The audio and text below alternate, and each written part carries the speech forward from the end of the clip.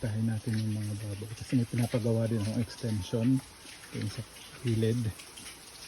So ayan, napapakain lang ng mga piris. Ayan, tulog lahat sila.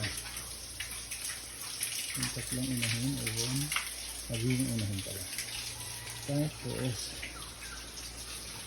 ito naman, ito ganun na lang ng 12. Tapos ito, yung mga 4 out na sila.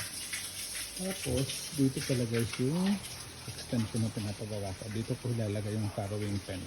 Yung 4 ko magiging unahin. Yan. So